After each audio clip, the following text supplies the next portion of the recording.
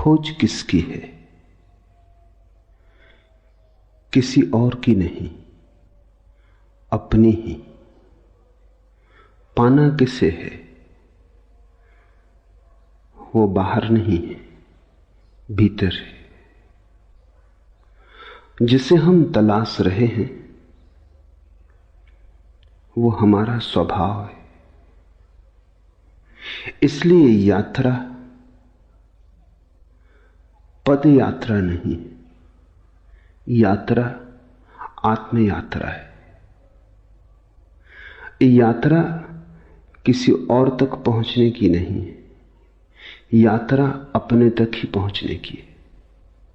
जो मिला ही हुआ है उसके प्रति जागना है। संपदा खोजनी नहीं है, सिर्फ आंख खोलनी है। ढूंढता फिरता हूं एक बाल अपने आप को, आप ही गोया मुसाफिर, आप ही मंजिल हूं मैं। यात्री भी तुम ही हो, यात्रा भी तुम ही हो, यात्रा का लक्ष्य और गंतव्य भी तुम ही हो। इसलिए बिना कहीं जाए भी पहुंचना हो सकता है। जहां बैठे हो वहीं बैठे बैठे भी पहुंचना हो सकता है। जरा भी बिना हिले डुले भी पहुंचना हो सकता है।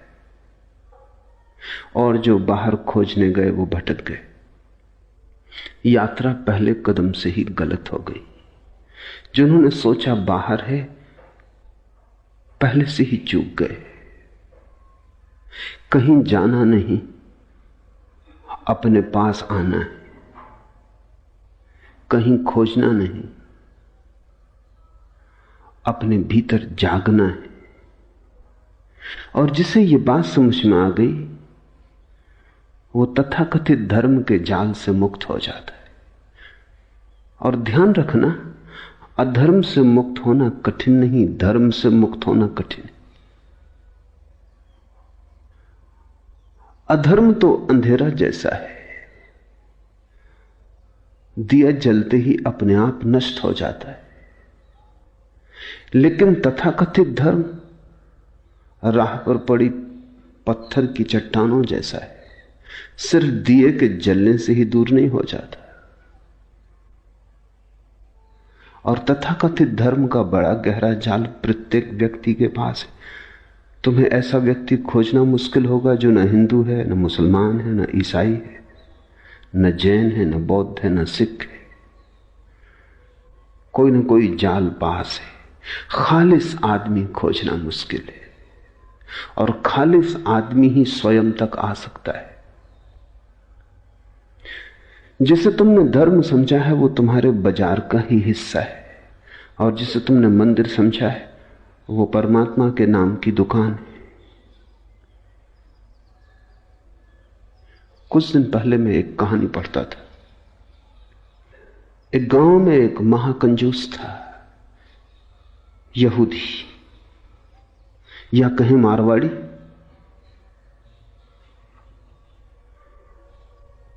उसने कभी एक पैसा दान न दिया।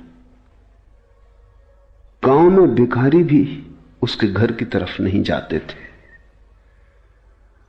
अगर कोई नया भिखारी उसके घर की तरफ जाता तो लोग समझ जाते कि नया भिखारी। जिसको थोड़ा भी पता है वो कभी भीख मांगने उसके द्वार पर न जाएगा। उसने कभी दिया ही नहीं। वो भिखारी से भी कुछ छीन सकता था, देना उसकी आदत न थी। लेकिन एक दिन वो गांव के धर्मगुरु के द्वार पर पहुंचा, यहूदी धर्मगुरु, और उसने कहा कि आज मेरे लिए कुछ प्रार्थना करनी होगी। धर्मगुरु ने सोचा कि अब प्रार्थना करवाने आया है तो कुछ दान करवा लेने का मौका है।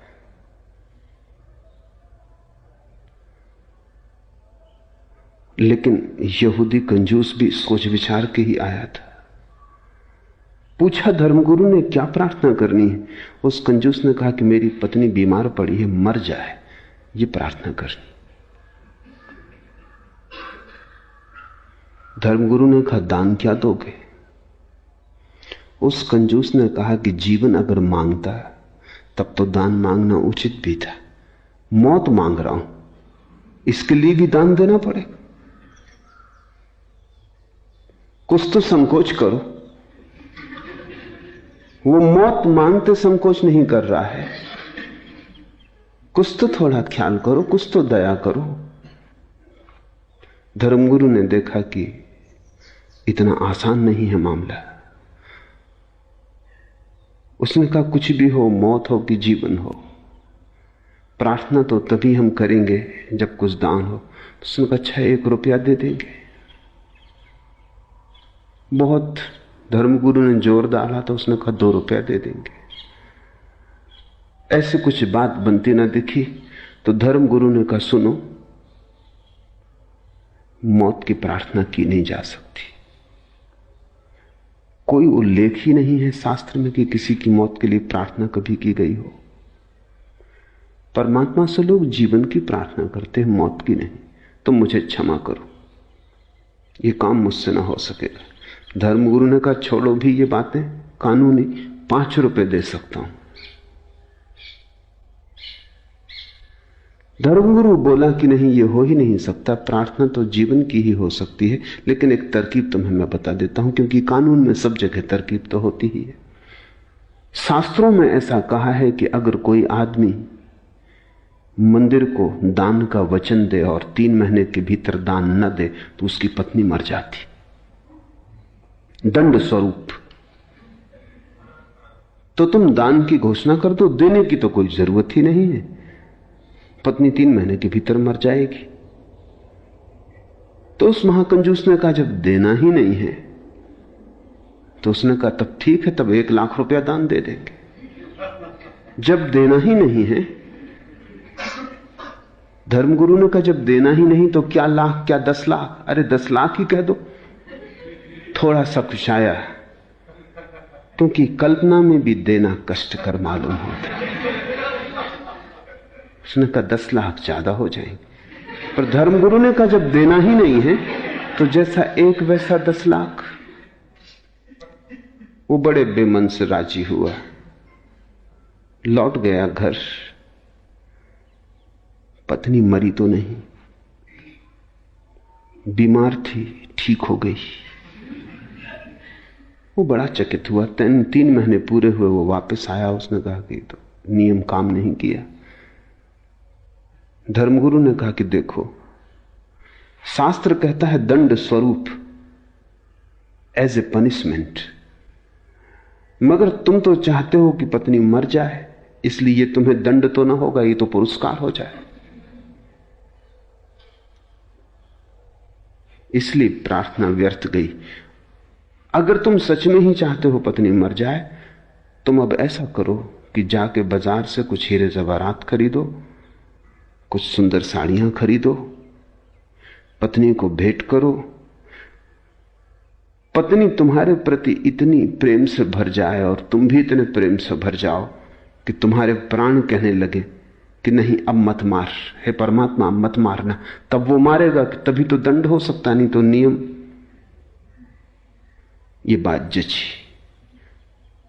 पर उसने कहा, हीरे जवाहरात मैंने कभी खरीदे नहीं। धर्मगुरु ने कहा, क्या हर्ज है, पत्नी तो मर ही जाएगी, तुम बेच देना, थोड़ा लाभ ही भला हो जाए, नुकसान तो क्या होगा। चीजों के दाम तो रोज बढ़ते ही जाते। ये बात जची। वो गया, उसने हीरे जवाहरात खरीदे, साड़ियां खरीदी बहुमूल्य, कभी खरीद के घर लाया न था। पत्नी तो हैरान हो गई कि इसमें ऐसा रूपांतरण हुआ।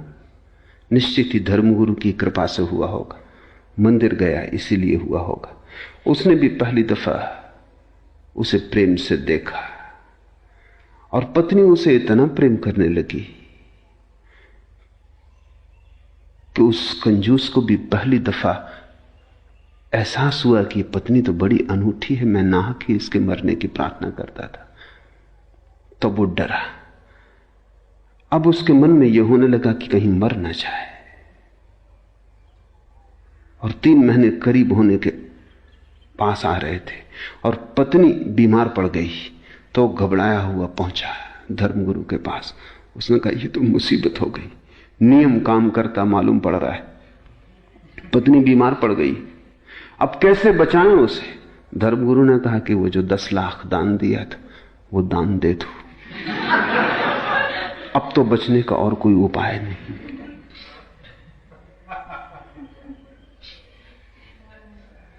जिनको तुम मंदिर कह रहे हो वो तुम्हारे ही दुकान के आसपास बड़ी दुकानें,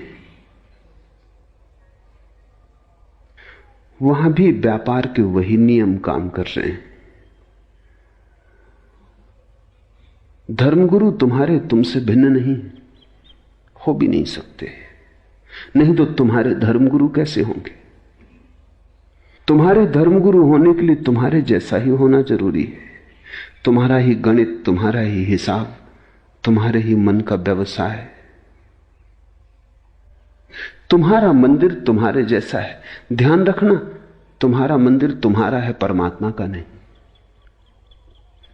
तुमने ही बनाया है और तुमने जो मूर्ति स्थापित की है वो तुम्हारी ही मूर्ति होगी। परमात्मा की तो मूर्ति का तुम्हें पता भी कहां है। और तुम जिस मूर्ति के सामने झुके हो वो अपनी ही धारणाओं के सामने झुकना है। परमात्मा की कोई मूर्ति बनानी जरूरी नहीं, क्योंकि वो तो तुम में मूर्तिमान हुआ है। तुम्हें कहीं बाहर झुकने का सवाल नहीं, भीतर झुकने की कला आ जाए। ध्यान रखना, किसी के सामने भी झुकने का सवाल नहीं है, बस झुकने की कला आ जाए। झुकना तुम्हारा स्वभाव बन जाए। जिस दिन भी तुम भीतर झुकोगे तुम पाओगे मंदिर के सामने खड़े हो। जिस दिन भी भीतर तुम्हारी अकल टूटेगी, अहंकार गिरेगा, तुम पाओगे ये चिन्मय मंदिर तो सदा से भीतर था। मैं मृण्मय मंदिरों में खोजता था, आदमी के बनाए घरों में पुकार रहा था, और जिसे मैं खोज रहा था वो मेरे भीतर सदा मौजूद था। ढूंढता फिरता हूं एक बाल अपने आप को, आप ही गोया मुसाफिर, आप ही मंजिल हूं मैं। तुम ही हो भगवान और तुम ही हो भक्त, तुम ही हो पूजा पुजारी पूज्य। और जब तक तुम्हें यह बात स्मरण ना आ जाए तब तक तुम भटकते ही रहोगे। इसलिए बुद्ध न तो परमात्मा की बात करते हैं न प्रार्थना की बात करते हैं, बुद्ध केवल ध्यान की बात करते हैं।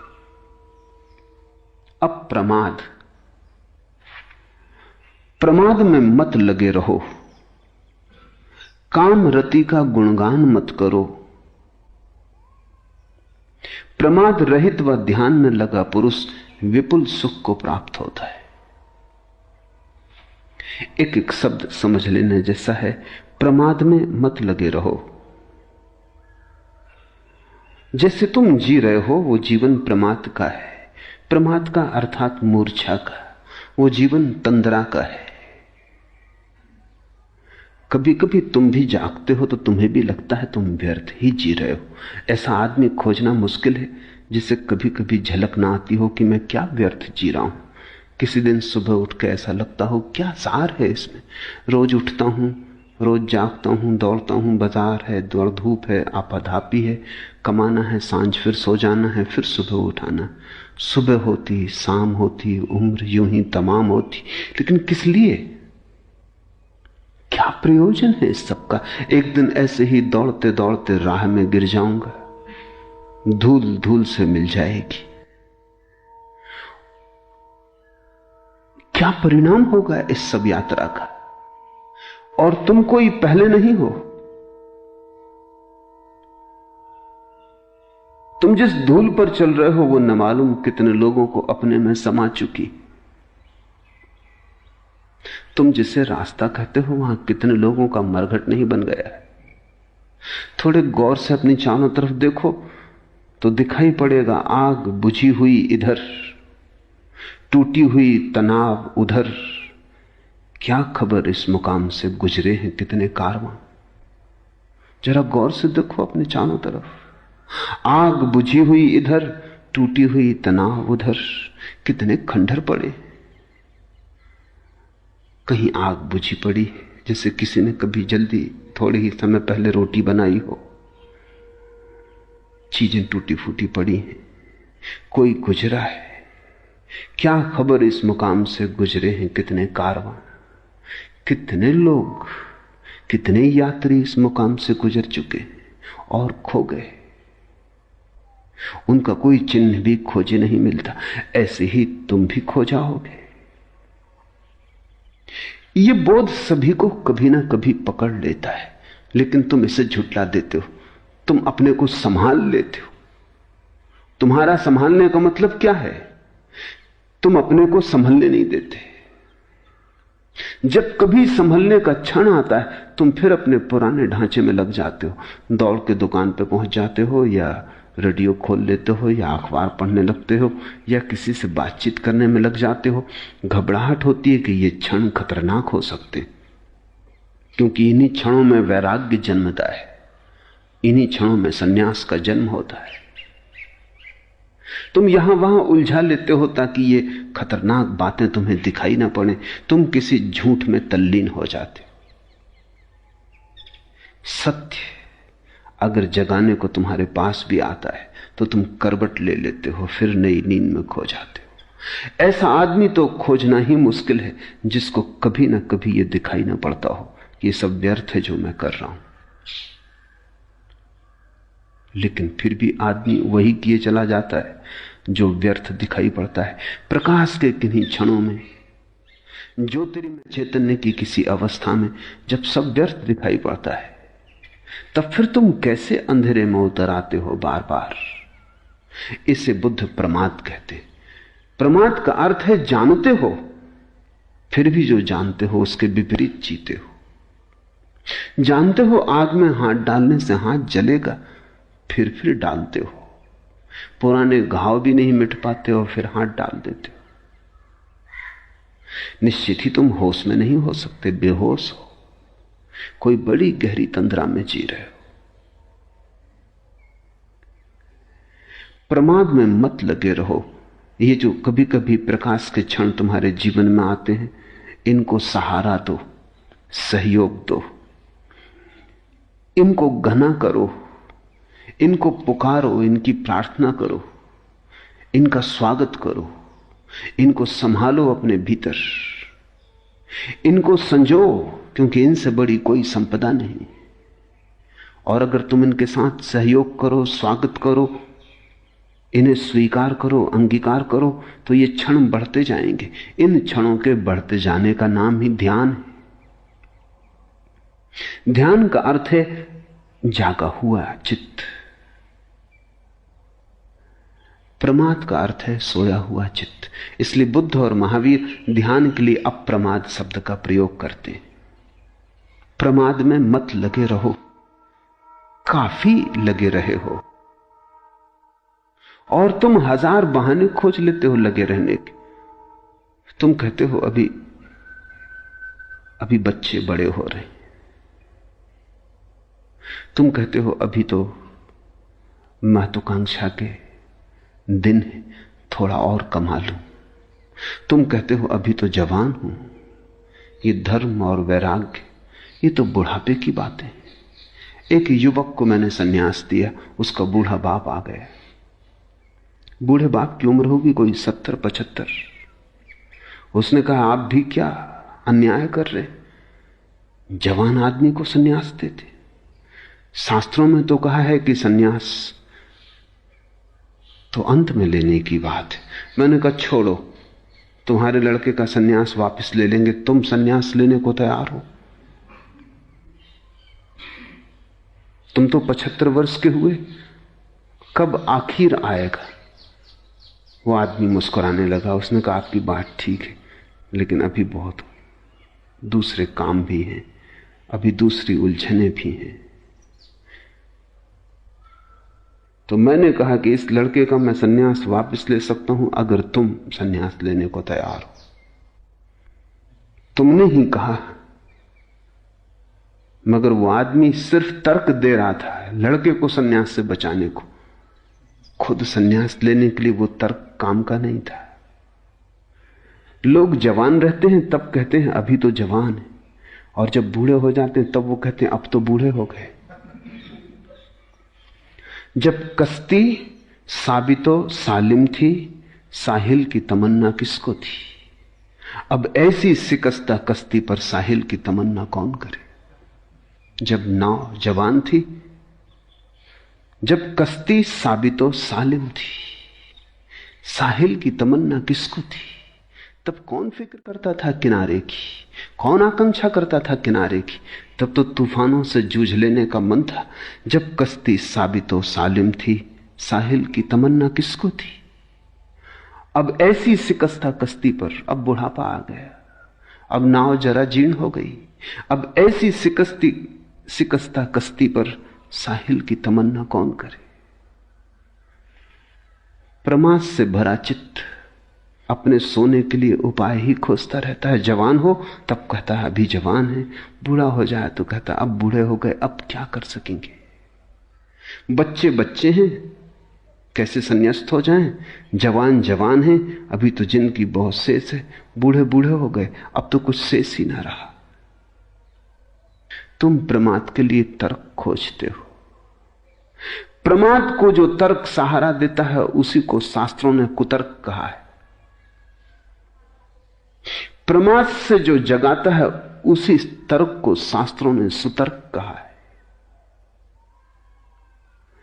जो तर्क तुम्हें नींद में डुबाए रखता है वो आत्मघाती है, वो जहर है, उसमें दबे दबे तुम मर जाओगे। उसमें बहुत मर चुके हैं। तर्क का उपयोग अपने को जगाने के लिए करना। जैसे जैसे तुम जागने के लिए थोड़ा रास्ता बनाओगे, तुम पाओगे जागृति के और क्षण आने लगे। तुम जितना जितना जागृति के लिए उत्सुक होने लगोगे, प्रतीक्षा करने लगोगे, उतने ज्यादा क्षण आने लगेंगे। जिसे तुम चाहते हो वो आ ही जाता है। बुद्ध का एक बहुत अनूठा वचन है कि आकांक्षा सोच विचार के करना, क्योंकि आकांक्षाएं पूरी हो जाती। जिसे तुम चाहते हो वो आ ही जाता है, देर अबेर। आकांक्षा सोच समझ के करना। अगर धन मांगा धन आ जाएगा, एक दिन आ ही जाएगा। अगर पद मांगा पद आ जाएगा, एक दिन आ ही जाएगा। क्योंकि आदमी जो चाहता है धीरे धीरे उस तरफ खिंचता चला जाता है। जिसकी आकांक्षा होती है उसका प्रयास भी होने लगता है। जिसका प्रयास होता है उसकी प्राप्ति भी होने लगती है। सोच के मांगना, क्योंकि जो मांगा है वो मिल जाता है। विचार के मांगना, नहीं तो पछताओगे, नहीं तो रोओगे, क्योंकि इतने दिन मांगने में गए, इतने दिन जो मांगा उसको इकट्ठा करने में गए, अब वो मिल गया और कुछ भी नहीं मिला, कुछ और मांग लिया होता। प्रमाद में मत लगे रहो।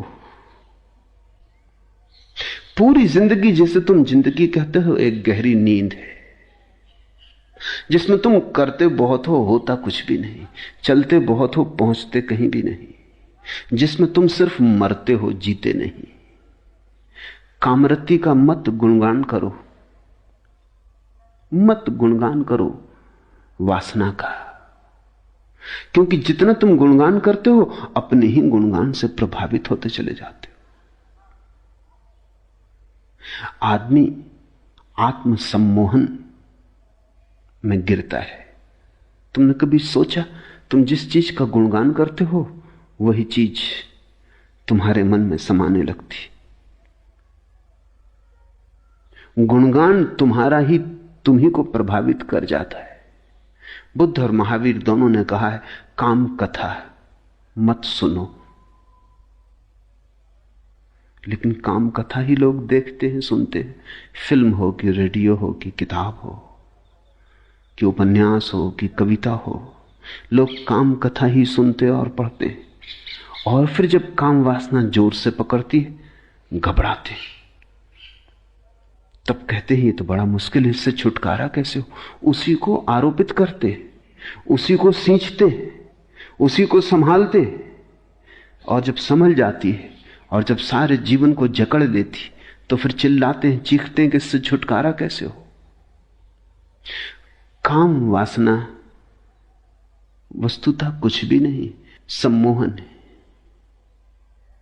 और जिस चीज के प्रति भी तुम सम्मोहित होते चले जाओ, सम्मोहित का अर्थ है जिसका भी तुम सुझाव अपने को देते चले जाओ, वही चीज रसपूर्ण हो जाती।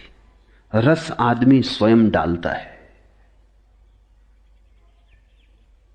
रस वस्तुओं में नहीं, तुम डालते हो। इसलिए प्रत्येक संस्कृति, प्रत्येक सभ्यता अलग अलग तरह की चीजों में उत्सुक हो जाती, पर जिसमें उत्सुक हो जाती उसी में सौंदर्य और काम वासना का जन्म हो जाता है।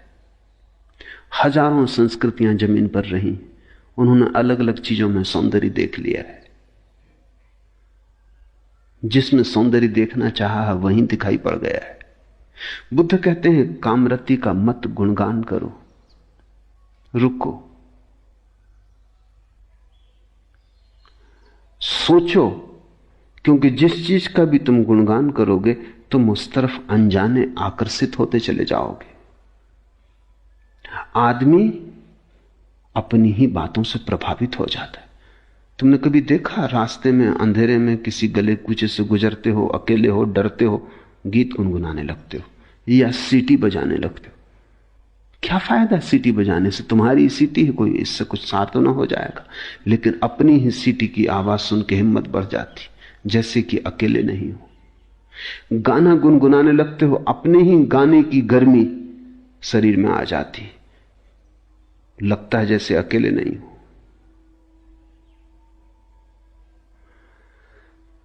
तुमने अपने जीवन को अपने ही सुझावों से भर लिया है, तुम उन्हीं में गिरे हो, उन्हीं में दबे हो। तुम्हारा सुझाव ही तुम्हारा संसार है, तुम्हारा आत्मसम्मोहन, ऑटो हिप्नोसिस ही तुम्हारा संसार है। और जब बुद्ध या शंकर कहते हैं संसार माया है, तो तुम ये मत समझना कि इन वृक्षों चांतारों के संबंध में कह रहे हैं।